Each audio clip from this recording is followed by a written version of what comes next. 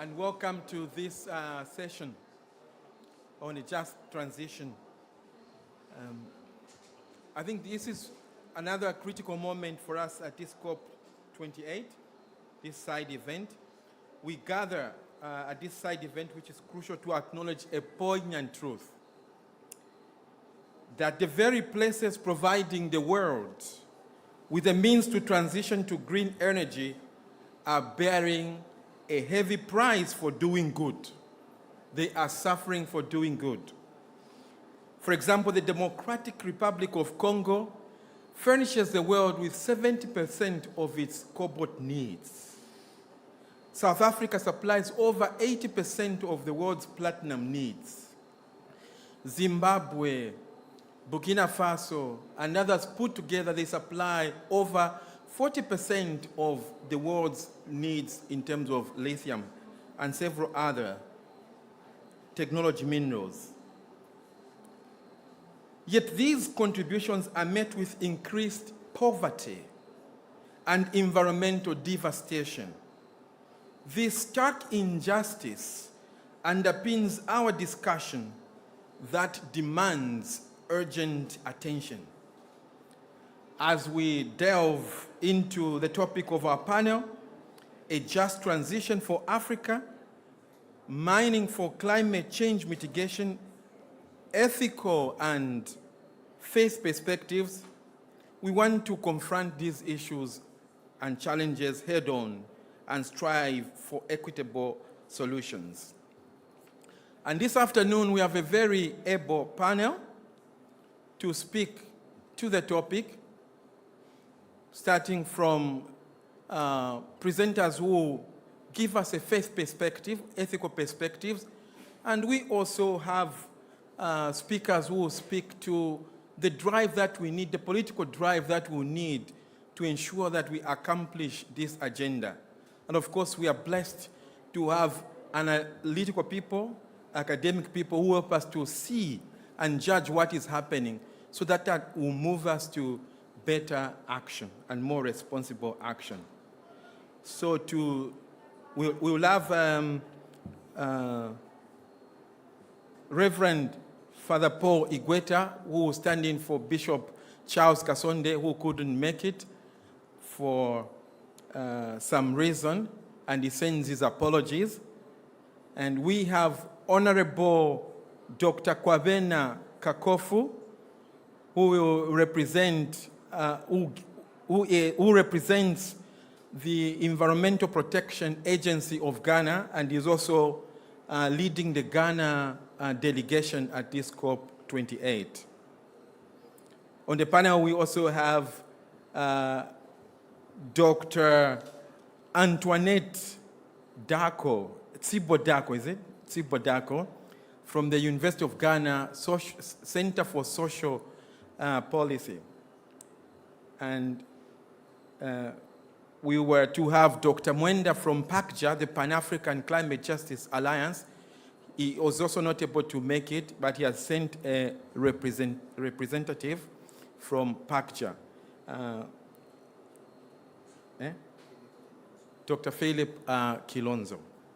So without much ado, I'm going to ask Reverend Father Paul from the from AMESIA, the Association of Member Episcopal Conferences of East Africa, who will represent Bishop Charles Kasonde. He will actually read his text on his behalf.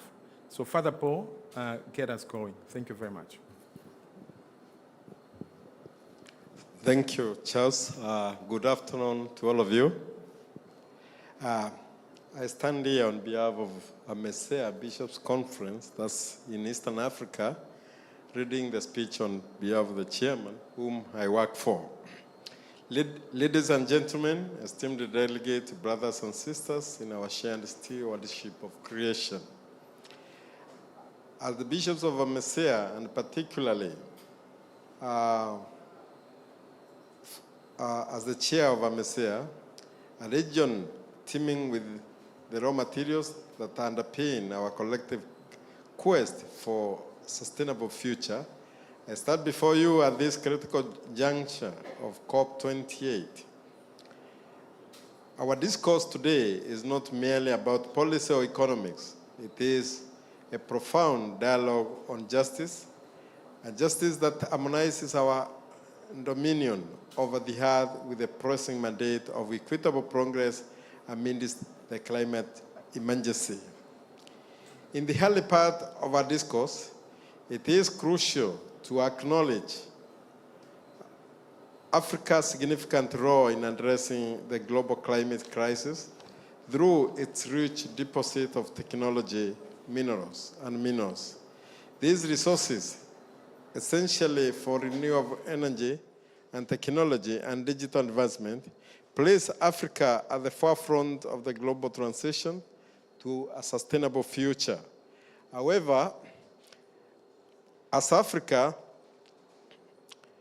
steps forward to make this vital contribution, it is paramount that the continent is not subjected to exploitation and injustice. The extraction of this technology, minerals must be approached with a commitment to ethical practice, ensuring that Africa's generosity in sharing its natural wealth does not come at the cost of its own environmental integrity and the well-being of its people. This is our call then for imbalanced and fair exchange, where Africa's pivotal role in combating climate change is recognized and valued, not exploited. As we harness these critical resources, it must be done in a way that it uplifts the African communities in respect to this environment and contribute to the global fight against climate change, setting an example of how resources wealth can be utilized responsibly and equitably for greater good. The just transition for Africa is a clarion call to prudently and ethically harness our abundant mineral wealth, like the graphite, lithium, and cobalt beneath our feet for the global pivot towards green energy. This treasure, if rightly managed, is not a Pandora box, but cornucopia that should elevate our communities. History, however, provides a sobering lesson against trajectory of exploitation. The specter of colonial extraction, where the earth and its children are utilized and forsaken, must not be the blueprint for our tomorrow. We are then duty-bound to cultivate a fresh legacy, one of fairness, honor, and mutual prosperity.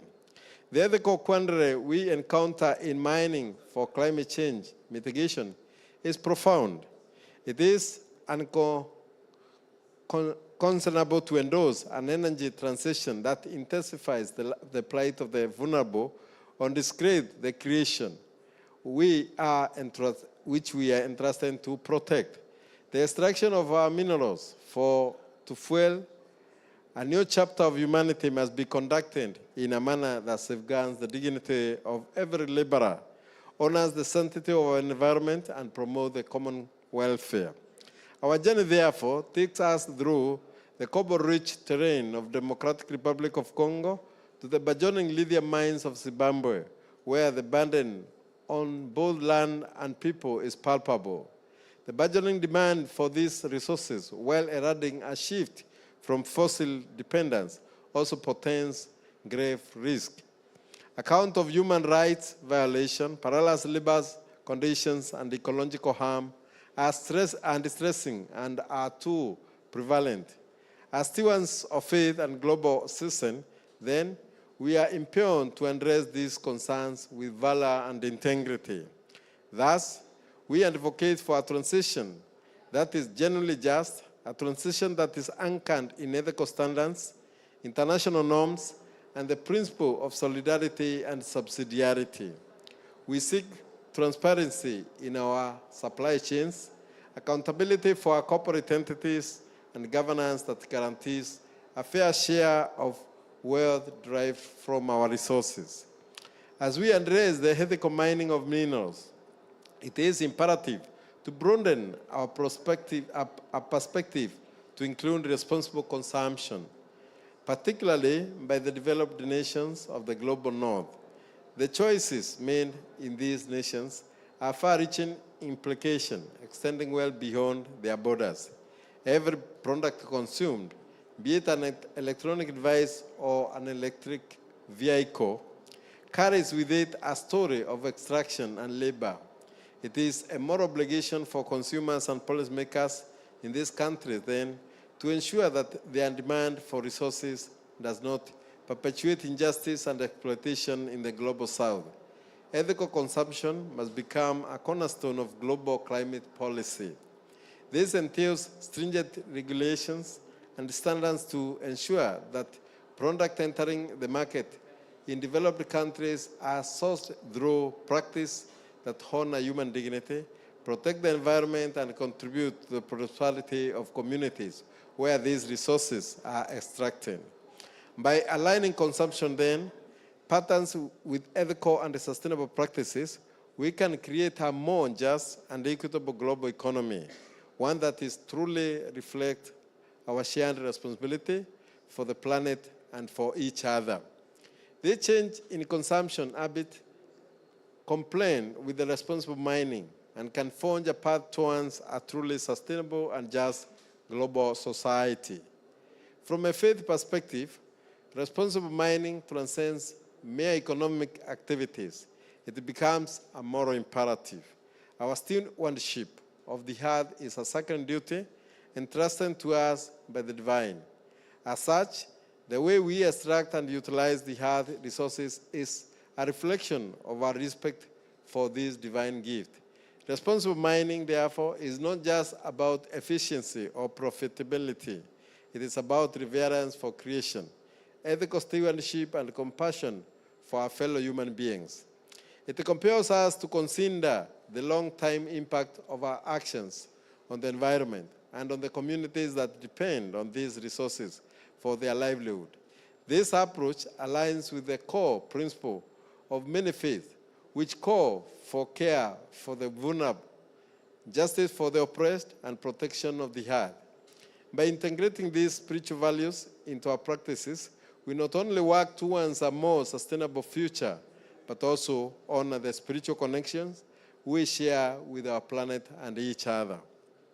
In our deliberation today, then, let us maintain our focus on the human element within the mineral narrative.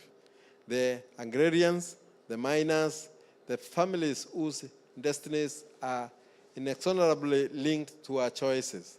Their dreams of a more prosperous existence, of educational opportunities, of health and well-being are entrusted to us. They gaze upon us to safeguard their tomorrows, and it is our trust we must honor.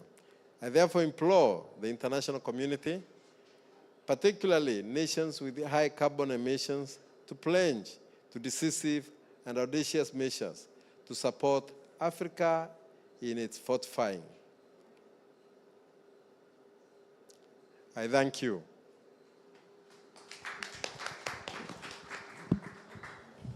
Thank you very much, Reverend Father Paul Igueta, for that very eloquent presentation of the issues, ethical issues that come to bear on extraction of minerals, pointing out specifically our need to act responsibly, but also our need to ensure that at the center of this is life, human life, as well as the need to care for the earth.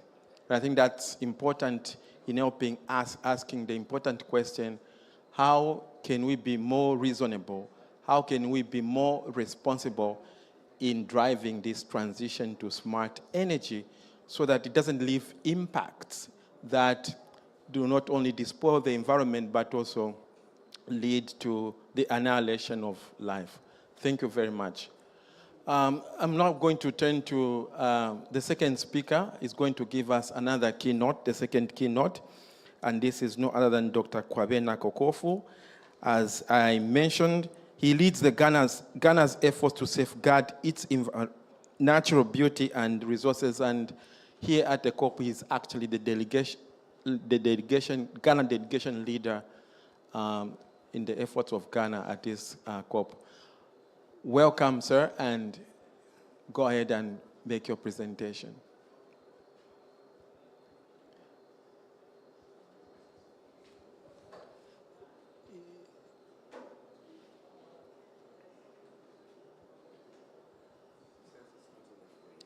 Yeah, you can be heard, but you can't be seen. Yeah.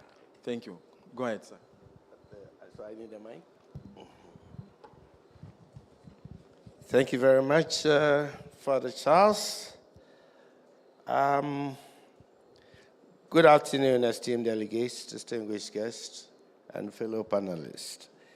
Yes, I am Henry, the Executive Director of Environmental Protection Agency, and I also double as the Presidential Special Envoy for Climate Vulnerable Forum. This is about 68 countries across the world, Africa, Caribbean, Latin America, Asia, and elsewhere, representing 1.6 billion people. These are a group of people who are on the front line of this climate crisis and menace. Given that background, I would like to indulge you, colleagues, for me to take the liberty to vary the topic a little bit, and I propose this one: embracing prosperity and shelving vulnerability through mining for climate change mitigation. Faith and ethical-based perspective. I do so because I've already mentioned that I'm the spokesperson for vulnerable countries so far as this climate conversation is concerned. Today, at the crucial side event of COP28 organized by the Jesuit Justice and Ecology Network, Africa and Caritas Africa, we gather under a banner that signifies not just hope, but a mandate for action. A just transition for Africa, mining for climate change mitigation, ethical perspective.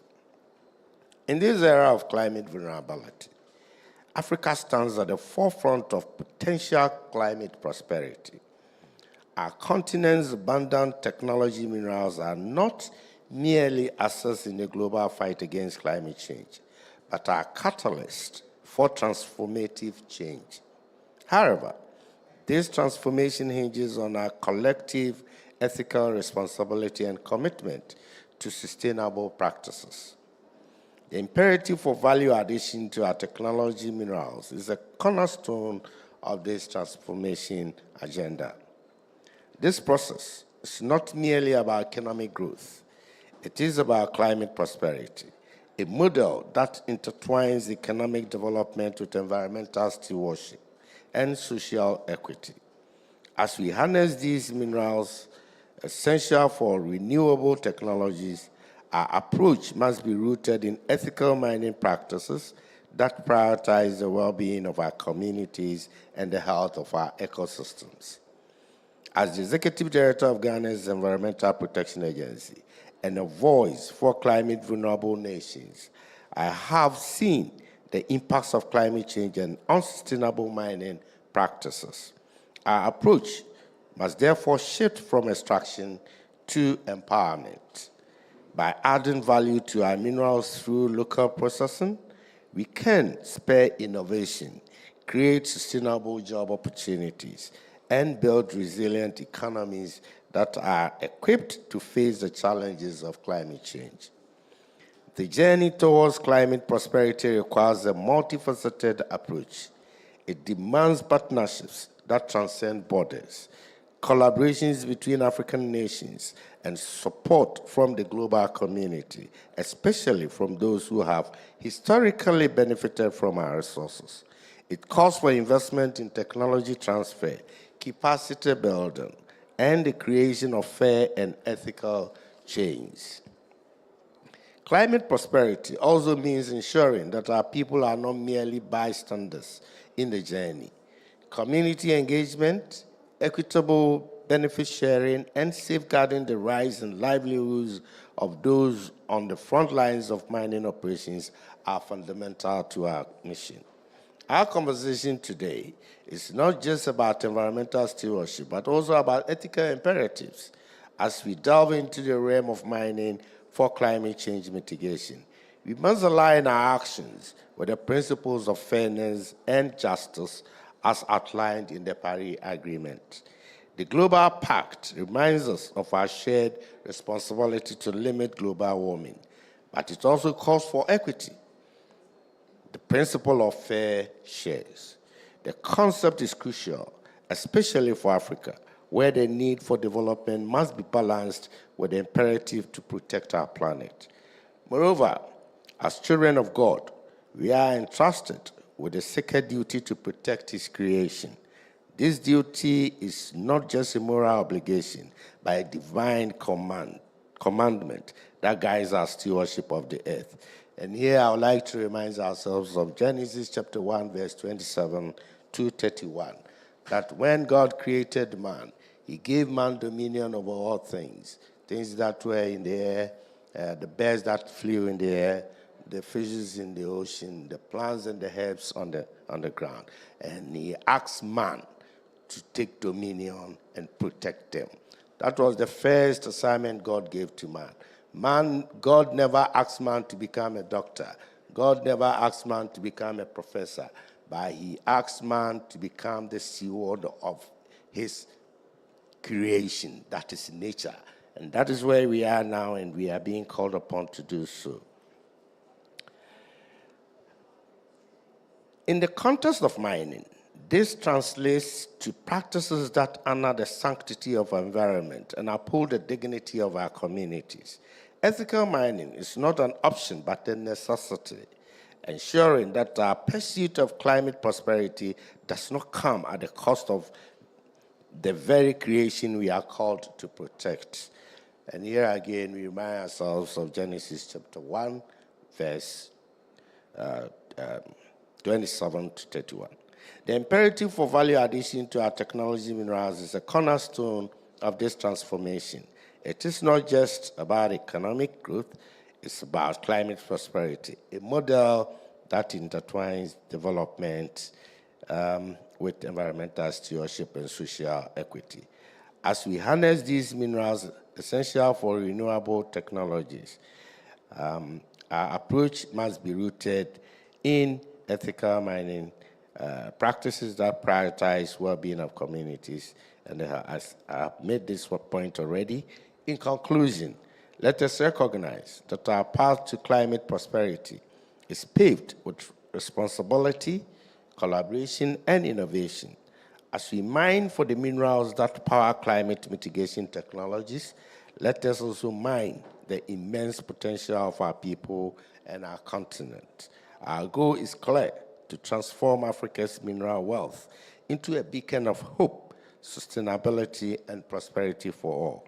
Thank you for your attention, and let us commit to a future where every African nation thrives in the era of climate prosperity. Thank you for your attention again. Bye. Thank you very much, Dr. Shikoku, for that eloquent presentation. And you have highlighted similar principles, ethical principles, that call us to stewardship, to care for creation. But what is powerful is that you have highlighted the fact that these are also present in other frameworks like the Paris Agreement that need to be followed upon. Yeah, thank you very much. The next speaker is already up at the podium.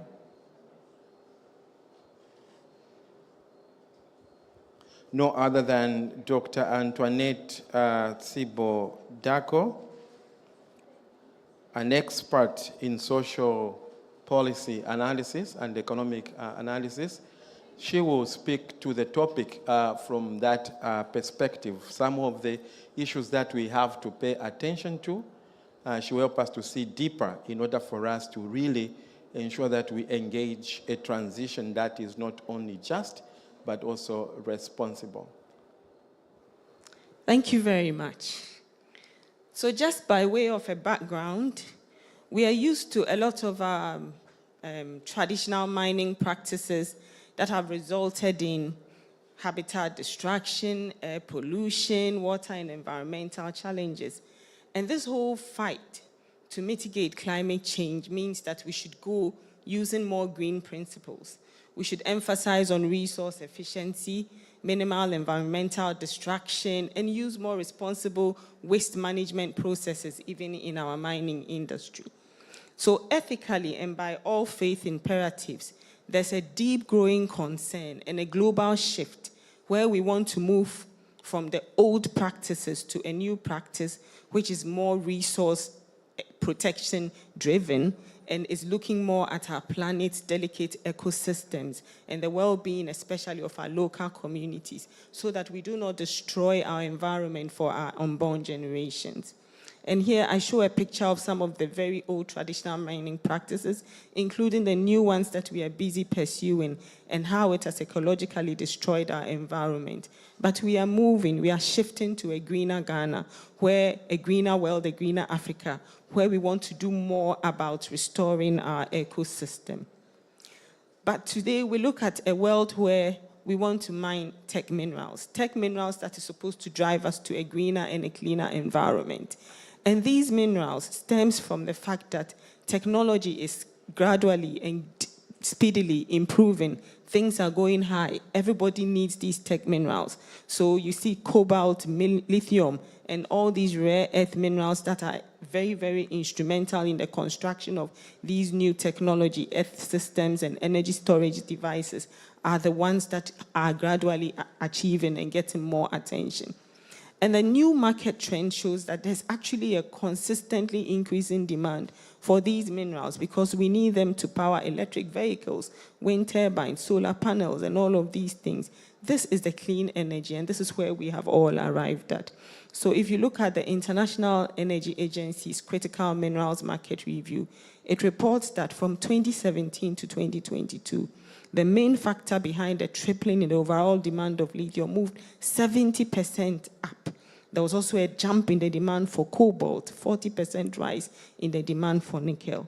This shows us that mining is not going to go down. In fact, this demand for the new tech minerals shows us that we need to even look for more sustainable ways, because as we move to greener energy and do away with coal, oil, and the unclean types of mineral resources that we were formerly mining, we will still have to look for more sustainable mining practices. And the review report shows that already in 2022, energy transition minerals investment there had reached as high as $322 billion.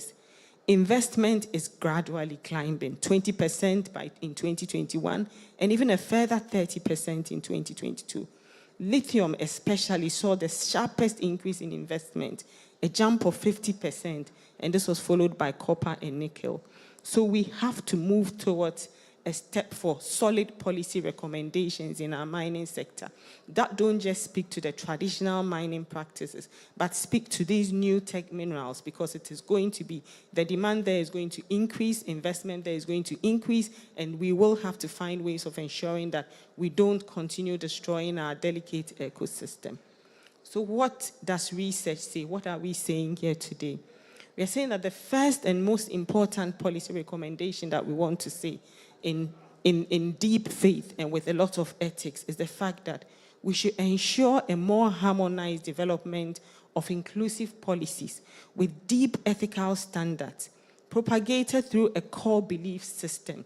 We have a lot of deep core belief systems in all our traditional societies, but we tend to ignore them and make policies that don't include these core belief systems.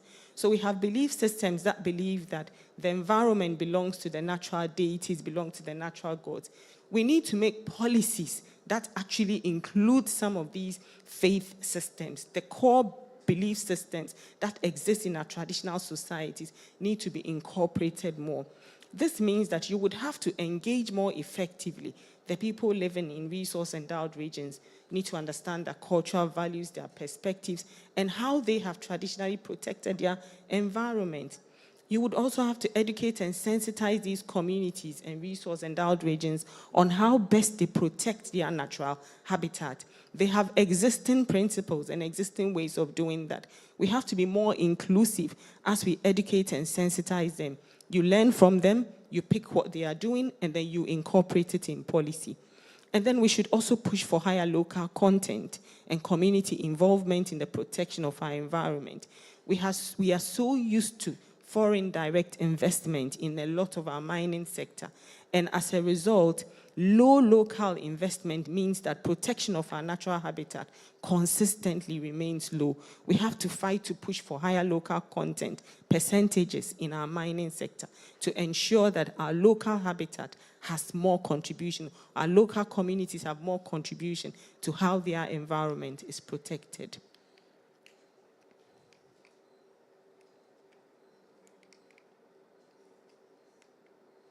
Okay, secondly, we need to create and maintain regulatory practices that can be adhered to by all. This, I say, we should practice an ethical belief called universalism as opposed to particularism. In universalism, you recognize everybody as being equal. You treat everybody as being very important. So some people are not regarded as more important than others. Research has shown that the discretionary implementation of a lot of our mining regulations is what creates the gap. So where you would punish people for practicing a certain way or mining in a certain way, you do not punish other people. This discriminatory way of implementing our regulations does not augur well. So ethically, it is important that we practice a more universal approach in how we implement our policies. We should also encourage more responsible investment. We should be bold to say that this investment is not going to be eco-friendly. This technology that you are bringing to come and mine our mineral is not eco-friendly, and therefore we will turn it away. And then we should emphasize on the deployment of technologies that curtail harmful chemical use, further efficient resource utilization, and aid the restoration of our mining communities. We need to encourage more research in the mining of these tech minerals. The truth is, there's a lot of information available, but there's also a lot of misinformation available. And it is important that we therefore invest in research. Research that explores social accountability and community involvement in tech mineral mining. This is because we need to understand how mining firms want to connect with local communities. We need to study indigenous rights and understand what sustainable growth processes that we would encourage people to take on. Comprehensive studies on the ecological impacts of tech mineral mining is also very important. We are going straight into tech mineral mining and assuming that the old traditional mining practices will be at par with this tech mining. It is not true. There's a lot of studies that show that lithium mining, for instance, has huge environmental impacts, not just on the destruction of soil, but even the air pollution, the kind of lithium, the kind of chemical waste that is produced as a result of lithium mining. We have to have studies on it, more research into it, and design proper policies and practices that would ensure better water vitality and prevent air pollution. Of course, we keep preaching about reduce the carbon footprint of mining operations. How are we going to do that? It's a policy recommendation that is across all the literature. What we suggest is, if you want to ensure that you're reducing carbon footprint of mining operations, then you need to, again, resort to a more ethical and inclusive approach. In a lot of African countries, we have vast amounts of forest lands. We still have vast amounts of green, but we do not have the technology and the technique to measure how much of this we are contributing to carbon reduction. We need to find how we can trade our green for carbon reduction and understand how we embrace more policies that would reduce the carbon footprint in our countries. We also need to enforce adherence to reclamation. We need to ensure that when we make contracts and agreements, we ensure that there is reclamation and restoration of our ecosystems. Companies must be made responsible for returning the land to the state, or as close as possible as it is to its natural condition. It might not go back to the original state, but as close as possible. This involves replanting, revegetation, creating wildlife habitat, and even trying to restore or remedy the water quality. And here I give a very good example of what has happened in Ghana. We have managed to reclaim over 1,200 hectares of land that had been lost as a result of mining. And this is arable land which is being revegetated. So it is definitely possible.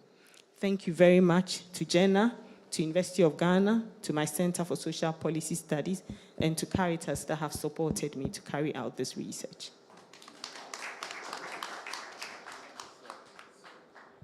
Thank you very much, Dr. Antoinette, for that analysis and throwing more light around the things that we need to pay attention to, the statistics. Just to remind the room once again, we are becoming more and more aware that, as the doctor has mentioned, the extraction of technology minerals is growing, will continue to grow, it will quadruple, it will 5 times increase. But the question to ask is, are we caring enough about the destruction it is leaving? Are there better ways we can use to transition to smart energy without leaving the impacts that the speakers have highlighted? That's what we are concerned about in this conversation this afternoon. We're now going to go to PACJA, the Pan-African Climate Justice Alliance. It is a consortium of over 1,000 NGOs, foundations, centers of analysis that are concerned about the issues we are talking about, the climate issues. And these organizations are found in 51 countries, if I'm not mistaken, out of the 54, 55 countries of Africa. So we have Dr. Kilonzo, the policy analyst for PACJA, to make a presentation from the perspective of some of the low-lying issues we need to pay attention to, caring about communities, about countries, about people who suffer from the ground. Thank you so much, moderator, for this particular opportunity. I'm making this presentation on behalf of Dr. Mithika Mwenda, who is the Executive Director of the Pan-African Climate Justice Alliance. But when this opportunity came, I had a moment to reflect. I remember convening some members of a legislative unit in a discussion, and it was on the African Mining Vision. And they took me back and they told me, we thought we came here for you to tell us how to mine coal, but now the narrative has changed after the 3rd day. So I think it's important to keep some certain perspectives. And then I also recalled when my country was actually trying to domesticate the African Mining Vision, I was punished to write a chapter on social and environmental safeguards across one night because it was missing within that particular vision. And that explains the dilemma. I think right at the onset, we need to be clear that there is no mining that is carbon neutral. So if you are looking at mining that is carbon neutral from a climate perspective, it doesn't exist. But it's important to build a context to this particular conversation and begin to know where did we miss the boat. The African Mining Vision was actually a broad and overarching framework for securing transparent, equitable, and optimal exploitation of mineral resources, again, to secure broad-based sustainable growth and socio-economic development. That framework, I think right now as we speak, is close to 10 years old.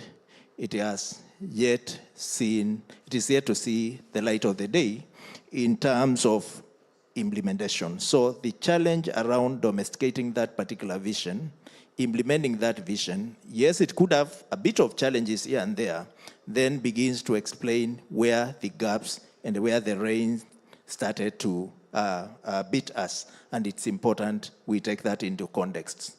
Again, when you look at the map of Africa, you will find that there is almost like a perfect pattern where we have minerals.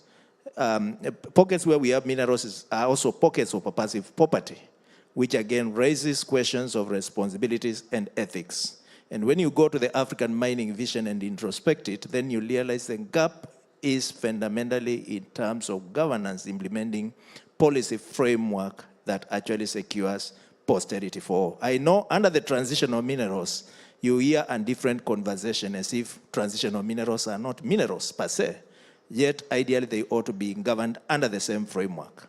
The laxity by African countries to domesticate and to implement the African mining vision then becomes a conspiracy. Why do we have such conspiracy when we have such a progressive framework? Indeed, the African Union set the African Mining Center, and the role of the African Mining Center was again to support African countries in implementation of the same. The progress made within the implementation, again, is neither here nor there. Yet what we are seeing actually are irreversible damages to environment ecosystems. And these irreversible damages are actually creating what you can actually describe injustices into the ecosystem. And if you walk across Africa, you will find those injustices littering the continent, whether it's water that is soiled with acid mines, drainage in South Africa, whether it's air that is unbreathable across the Mpumalanga province. They are all over, and you basically see them, and you struggle with them. If you go to Kenya, you'll still find a case of, again, rivers that are increasingly getting soiled with mercury as a result of mining practices. So these are elements of injustices that we must reckon with, even as we speak within our own context. And when we go to the transitional mineral, the story does not necessarily change. Probably it becomes worse. Of course, building on the gap that is still there in terms of implementation of an overarching framework on African mining. But what we see is a serious scramble for Africa in terms of transitional mineral. That scramble in itself plays in a context that weakens governance in a majority of African countries. And indeed, as we speak, we are seeing countries with fair amount of deposits on transitional minerals being actually at the brink of climate-motivated insecurities. When you look at the Niger, when you look at the Eastern DRC, it is a story that is actually playing within that particular context. And therefore, we are seeing within the same context countries that are mining sort of undertaking what we can actually describe resource rush. You take a country like Zambia, sorry, I'm naming countries, and what you can actually see is the amount of copper that has actually been mined in the last 2 years or so is the same quantity that was actually mined in Zambia for over 20 years. So the last few years, there is actually a rush around the exploitation of resources for this particular transition. The value, again, still remains peppercorn, because, again, the overarching framework, which was actually the African mining vision, which had cardinal pillars to protect the environment, the cardinal pillars to strengthen the social well-being of people, cardinal pillars to strengthen the beneficiation processes across the value chain, and the cardinal pillars that, again, were essential in terms of strengthening the governance of the sector, and have not been implemented. So these issues continue then to play within our own context in this particular case. So Africa is sort of in a situation where it's trying to catch up with the rest of the world. The world is moving fast in terms of exploiting these resources, but then Africa is asking, what do we need to do to catch up? What do we need first and foremost to secure our own transition, which we are being forced to do anyway, because, again, we have nothing to transit in terms of, to sequestrate in terms of carbon. The 4% is still too low, but we are still being pushed in that particular direction. But we've not secured our own resources, but they are being exploited at a rate and a pace that is threatening. Now, this slide was spoken of by the earlier moderator.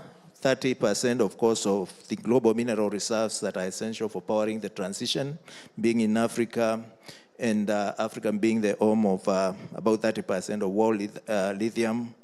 And again, contrast that, Zimbabwe, which has around million tons of lithium reserves, and Bolivia has around 21 tons, you can actually see Bolivia is supplying less to the global supply chain, yet Zimbabwe is doing more. The contradiction around it is Bolivia probably has moved into do much more value addition within the value chain as we are exporting to the global value chain raw, which is a critical issue. And DRC again has 7% of the world cobalt, which is extremely important, and then Zambia again 10% of the world copper reserves, which is something. But the critical issue around that we are trying to canvass then pushes us to look at how do we as Africa avoid the resource curse? Because when it comes to minerals, we always say it's a resource curse. It leaves communities impoverished. It leaves us with damages that we've got to repair. Indeed, I was in Mpumalanga and I was actually speaking to one government, the government of Mpumalanga province. They opened a mine and they are still struggling, a coal mine. They are still struggling with the cost of closing that coal mine, decommissioning it, because the cost of decommissioning by far exceeds what they managed to get out of that particular process. So these are critical issues that we must live with. Now, this then opens the bigger question, because I was taught to talk about responsible mining in Africa. Is it a mirage? I think if we look at it and without a strong policy framework, without strengthening the legal infrastructure, it still remains a mirage. But again, the complexity of actors within the mining sector in Africa is complex. We have multinational corporations, we've got the public-private partnerships in extractions, we have national entities, and we also have small-scale and artisanal miners. That's the complexity around it. Each of these has varied level of responsibility depending on policy direction, policy facilitation, and support that these entities are receiving from government. But nevertheless, it's important to point out that multinational corporations, again in terms of, and in the spirit of responsible mining, have also compromised national level policies. And indeed, you walk to some certain countries and you find multinational corporations owning pieces of land, not owning the minerals. Now they own pieces of land in posterity and owning the wealth beneath, and dispossessing communities from even the land and the interaction with the land, which are all critical issues that we must introspect and bring to fore in this particular conversation. I think if we want, I'm actually winding. So if we are looking at then the mining being responsible, then we must look at the law, the policy, the framework, and the vulnerabilities of the state institutions and democratic ideals, and how we deal with the question of patronage. We must again look at how do we vest control of cadasters for mining to local communities, which is very important, and we must look at how we strengthen our role and our engagement within the value chain, which is important. And we need to ensure that mining does not leave us with debts to pay into the future. Thanks. Thank you very much, Dr. Kalonzo. Just to let you know that we will share online the presentation so that you have time to delve into them. We're going to move very quickly to the last presenter who's going to come virtually, all the way from New Haven, Yale University, Professor Thomas Poge, who is going to speak to technology transfer dimensions and other critical issues to make this work, this transition work. You have the floor, Thomas. Yeah, good afternoon, everyone. Good afternoon. And thank you for inviting me. I will talk about a slightly different aspect of the green transition that you have all been discussing. And there are further asymmetries to the ones you're mentioning, right? Africa is contributing a large part of the minerals, as we heard, but Africa and the rest of the global south is also suffering a large part of the harm from emissions. And that harm includes not only global warming, which we are well aware of, but also air pollution, which is a fantastically large problem, much under-researched and under-recognized. We have, even today, roughly 8 million deaths annually from air pollution, and they're heavily concentrated in the global south. You can see here a day in Delhi, capital of India, where the air is hazardous and very unhealthy, and children in particular bear the scars of air pollution for the rest of their lives. All the dirt lodged into their lungs, it will never go away. Now, all these emissions, of course, are very heavily produced in the global north by the richer parts of humanity. The top 10% of the human population in terms of income and wealth produce 49% of all emissions, both those that are responsible for air pollution and those that produce global warming. Now, green technologies are really a very big part of the solution. You talked about the minerals that are needed for these technologies, but of course, the other big aspect is we need to know what these technologies are. We need to invent them and develop them and rapidly and then widely deploy them. It's not just good enough to invent them, we also need to deploy them all over the world. And that is the problem I want to talk about. Now, innovators and inventors deliver thousands of green technologies every year. About 15,000 are patented in the United States alone annually. And these are important technologies that can make a real dent in emissions. But the problem is that the reward for inventing such technologies is a patent. And of course, a patent entitles the innovator to monopolize the invention and then to charge high markups. So patents are under the TRIPS agreement last 20 years. So for the next 20 years after patenting, the innovator can charge a high price, either by marking up the product by producing it itself, or by demanding royalties or licensing fees from others for the use of these innovations. Now, that greatly impedes the diffusion of innovation. It provides a nice incentive for people to innovate, but it also stops these innovations from spreading, from being widely used. This headwind against dissemination is especially harmful in regard to green technologies, because there it's not so much the buyers and users of green technologies that benefit, but third parties benefit much more. If I decide to buy an electric car, for example, that will give me a small benefit in terms of the air that I breathe, but that benefit is vanishingly small compared to the larger benefit to all human beings, all living beings on the planet, including also future generations. And so very often when making such purchasing decisions, people say, the benefit for me is just too small. I cannot afford to pay extra for using a green technology that in the end will provide 99.999% of its benefit to other people.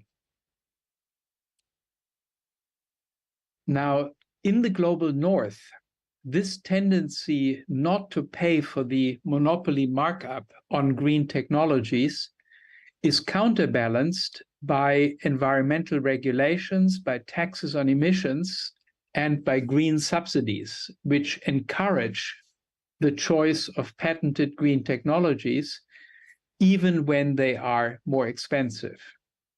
But in the global south, these compensatory measures are rare because they would cause substantial cash outflows to northern patentees. The north, because of its head start in capital, both human capital and financial capital, is really reaching the innovation frontier first in many crucial technologies. They are the ones who get most of the patents, And they're then turning around to the global south and saying, if you want to use our technologies, then you have to pay us for the privilege. You have to pay us markups, royalties, licensing fees for permission to use green technologies. Green technologies are more expensive than traditional dirty technologies. And the South, of course, is not particularly eager to do that. Especially in light of the fact that the North has got us into the mess of the global climate and air pollution crisis. So the South is not really willing to pay these patent fees, and that means that in the global South, often green technologies are used to a much lesser extent, with the result that air pollution is rampant and the problems of climate change proliferate. Here's just one example about coal-fired power plants. There are different ways of building coal-fired power plants, and the most cutting-edge way was owned through a patent by Matsui Babcock. They had this ultra supercritical technology for which they charged $1.5 million in licensing fees for each 600 megawatt boiler. Some countries, in particular power plant operators in the global north, also in China, they were willing to pay this patent fee. But many operators in the global south said that we just don't have that kind of money. We cannot afford to use this newest, cleanest technology for producing coal-fired power. And so they stuck to the older, dirtier technologies, which generate up to 30% more emissions for decades. The typical lifetime of such a power plant is 40 years. And so if you now buy a coal-fired power plant on the old technology, for 40 years, you will produce that extra 30% of emissions. What's the solution here? The solution, I think, the general solution is creation of an ecological impact fund. This ecological impact fund would give green innovators the option to agree to the cost-free use of their innovations in exchange for payments from the Global Ecological Impact Fund, payments that are based on the measured total ecological impact of their innovations assessed according to a pre-announced metric. Basically, you get paid not simply a monopoly markup or a royalty or a licensing fee, but instead of that, you get paid money according to how much emissions your innovation keeps out of the atmosphere. This ecological impact fund is meant to accelerate the deployment of green innovations in the global south. It would invite patentees to register any new green technology with two effects in all countries below a certain per capita income, let's say $10,000 per person per year. The originator, the inventor, grants permanent royalty-free licenses in the EIF zone, which is the zone of poorer countries below 10,000, for its registered technology. So anybody can use it for free without paying any money to the innovator. But the Ecological Impact Fund then rewards each registered technology for 6 years according to the emissions averted with it in the EIF zone in the global south. Now, these EIF rewards should be financed by the states of the global north, including China, because these states can afford it. They have greatly contributed to the ecological crisis, and they have long-standing unfulfilled promises, including the 1970 promise to give 0.7% of gross national income for development assistance, the 2009 Copenhagen promise to give 100 billion annually for mitigation and adaptation, and also the big promise of the SDGs, the Sustainable Development Goals. which have gone, as you know, backward since they were announced in 2015. Now, ecological impact fund rewards are paid through fixed annual disbursements, initially maybe 2 to 3 billion annually, with possible subsequent scale up. Any new green technology could be registered for participation in those 6 consecutive disbursements, and each disbursement would be split among registered innovations according to emissions averted with each in the EIF zone in the preceding year. After having been rewarded for 6 years, the technology would become available for free generic production and use all over the global south. The EIF reward rate, that is the rate in dollars per ton of CO2 equivalent averted, emerges endogenously. It's fixed endogenously because EIF registration is voluntary. Any innovator has the option to register or not to register, to make this trade or not to make this trade.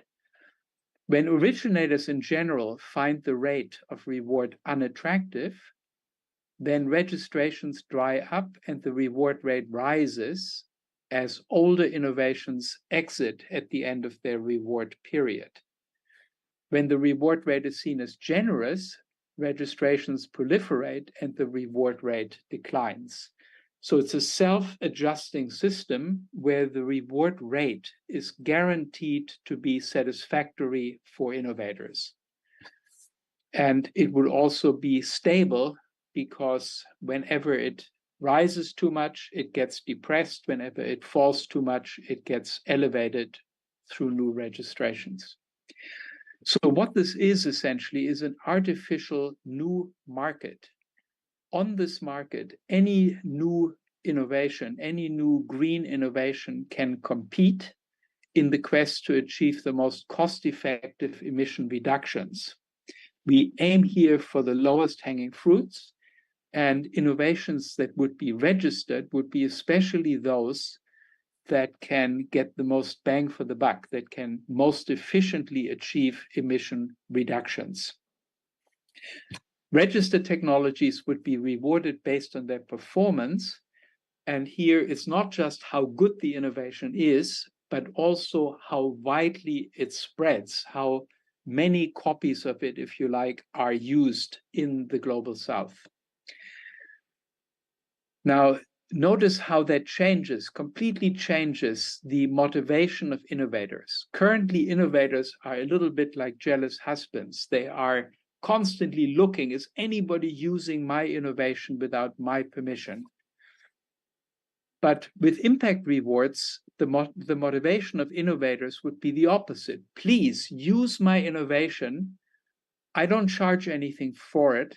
I will help you install it. I will help you use it to optimal effect, because the more people use my innovation, the more money I earn through the impact rewards that I get from the Ecological Impact Fund. So innovators would be happy to provide technical assistance. They would be happy even to subsidize the cost of the innovation, because they get not only the sales price, but they also get the premium that is conditioned on the ecological impact of the use of their innovation. Now, why do we want the system only for the poorer countries, only for the countries below $10,000 per capita income? The problem there is that in poor countries, green innovations are heavily underutilized because they are too expensive for people to use.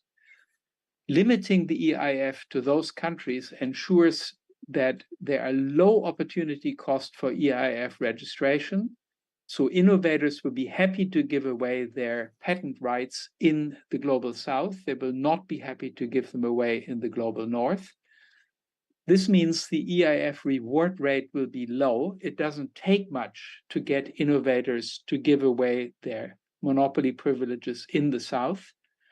and hence there will be very high cost effectiveness of the EIF. For relatively little money, we can get enormous ecological impact by inducing innovators to register their innovations with the EIF. Now, especially for technologies geared to poor populations in tropical regions, impact funds would also open whole new areas of technology. They would accelerate the overall pace of innovation, and they would expand capacities in the global south to develop, manufacture, distribute, deploy, operate, and maintain relevant technologies. The EIF would be optional for innovators as it is for funders. It would be a complementary alternative to monopoly rewards designed to mitigate their main moral defects and inefficiencies. This would make it much easier to establish the EIF in a gradual way. Last slide, the EIF, I think, is politically feasible. For populations in the EIF zone, it would be an obvious win because they would get access to green technologies at much lower prices. For potential customers, it's a win. They would get access to new, cheaper ways to grow green. For social justice movements and ecological movements, they would obviously be in favor of it because of the ecological impact. Innovators would love it because they have another opportunity to make money, and the whole system is optional. You can use it if you wish, but you can also stay on the monopoly patent track if that is your preference. For defenders of intellectual property rights, they would be okay with it because it's optional. They have the opportunity to register their innovations with the EIF, but they don't have to do it. Thank you very much. Thank you very much. I'm sorry that I have to cut you off. Yeah, I'm at the end anyway, so. Oh, thank you very much. Yeah. All right, thank you very much. And would you like to say the last word, please? No, it's fine. It's fine, yeah? Yeah. Thank you very much, Thomas. And I think you touched on a very important topic that we need the technology, we need the knowledge, but we need to deploy it, and we have to look for alternative ways of incentivizing that knowledge to not only be produced in Africa, but if it is produced elsewhere, that it is fast deployed so that we can make this more just and more responsible. Yeah, we started a little bit late and we've gone a little bit over time. We would just like to thank the presenters, those who are here in person, and Thomas, who came virtually, for throwing very bright light on the topic and reminding us that while we are talking about transitioning to smart energy, there are impacts that we need to pay attention to where these minerals are coming from, whether it's in Africa or anywhere in the global south. This is a conversation that we can take forward, and thank you very much for all of you for participating, those who are here in person and those who are here virtually. Once again, our speaker, thank you very much. God bless you. Thank you very much.